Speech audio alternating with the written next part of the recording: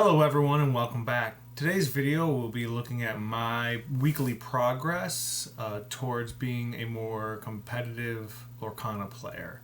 One of my main goals is to kind of keep these accountability videos going, as well as maybe talk about some topics or aspects of the competitive nature that I'm kind of discovering along my competitive journey that might be helpful for other people.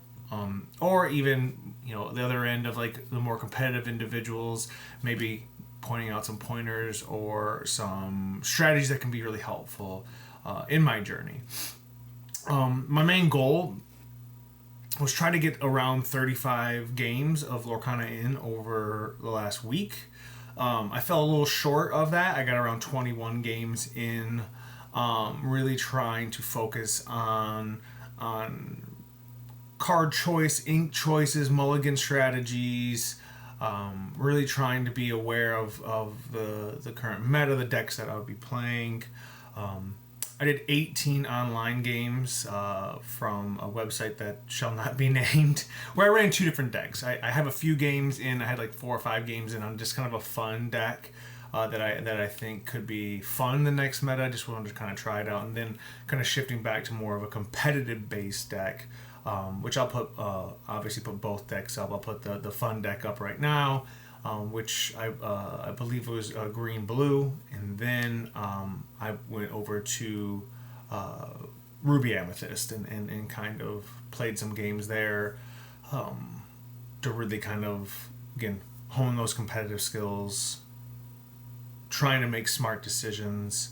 And then on my online games, I went roughly 12-6. A lot of the losses were with the green, I believe it was green-blue deck, and it was fun, but again, not my strategy, not my play style, and it was fun. It was a fun little deck to kind of mess around with and see some combination. It was a kind of a shift-based deck with Bell and a few other things, so that was fun. But I also took that same Ruby Amethyst build, and I went to my locals like I usually go to on Friday nights. Last Friday, went 3-1, was undefeated going into the finals, and unfortunately lost in the finals to a red-blue items deck piloted by Humble from Team Maelstrom, a good friend of mine. So no hard feelings losing to a really good competitor, right? and no hard feelings with that matchup too, because it was close. I ended up 2-0'd every opponent up to him, and then I won first game and he won game 2 and game 3, and I felt like I made really good decisions, but it kind of pointed out a part of my development that I need to take the next step in. So like the first step was really understanding my cards, the cards that are in my deck, the cards in my opponent's deck, and then mulligan the strategies, my win conditions, my cards that I need to do what I need to do. But I think the next step is also understanding the win conditions of the decks I'm playing, and I think that was part of my failing, is understanding the win conditions of the decks across the table from me, to not only so I can avoid falling into the trap of engaging in their win conditioning or allowing their win condition to build, but also tells me when I need to hit the gas, when I need to slow down. And I think that was a glaring mistake for me that I need to improve, is better understand the win condition of every single deck, and not just the cards that are in there and the possible cards they will play on a turn-to-turn basis, but where are they trying to go? What is the main goal of that? If you think about more like a DKP red-blue list, and that's basically like, get McDucks down, keep the board clear, keep McDucks safe, tower defense to be the win condition, and then maybe finish it off with a Maui half shark with a with the Pirate's Life, right? Like that is the win condition. So how can I maybe hold cards back in my hand that can clear locations, and make sure I have board presence established, so I can prevent that win condition from happening and kind of play around that.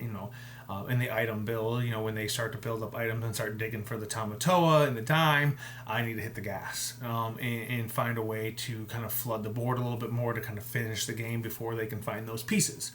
In playing smart and playing to the win, playing around the win condition and preventing that win condition to be established on the other side of the board. And I think that's a good lesson I learned, and I think a lesson that other individuals starting this journey into the more competitive realm can also be beneficial. It's like, not just know what cards you're about to see across the table from you. Like, obviously people are going to spice things up a little bit, but like, I'm going to play this and you're going to play this, but also understand how you can engage with your opponent's win condition to throw that win condition off, to give you a better opportunity to take advantage of sometimes the slim margins you can in this game.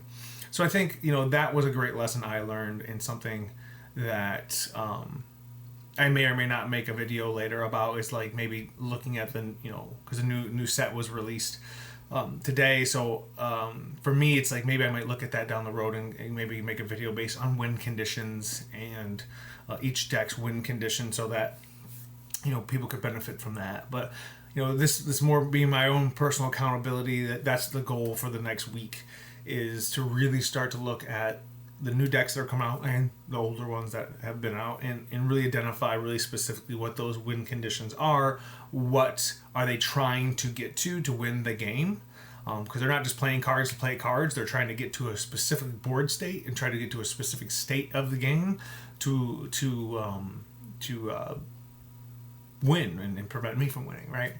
So I think that is going to be the key for me moving forward. So if anyone has any tips or tricks, or even resources that they might personally have regarding kind of deck win conditions, their strategies, how they approach each deck's win condition, feel free to shoot a comment down below, and we'll keep moving from there. And hopefully next week, our check-in, I'm able to hit kind of that 35 game kind of mark that I'm kind of setting for myself, and I can see that progress moving forward, and we kind of can hone those skills. If there's any topics related to like the journey I've gone on with some of the coaching and some of the dynamics that I've engaged in that other players are interested in, feel free to put that in the comments down below, and I'll make sure I try to address every comment that's there. And I hope you all have a wonderful week. I hope you all have amazing pulls from your product from the Rana Jafar. Mine was not as fruitful. I broke a case and a half and got 0 enchanteds. It happens. But I hope you all have a wonderful week of play. I hope it's creative for you and you're able to find a fun creative spin on either pre-existing decks or even new decks that'll be popping up and playing. So hope you all enjoy your week, and I'll be speaking with you next week.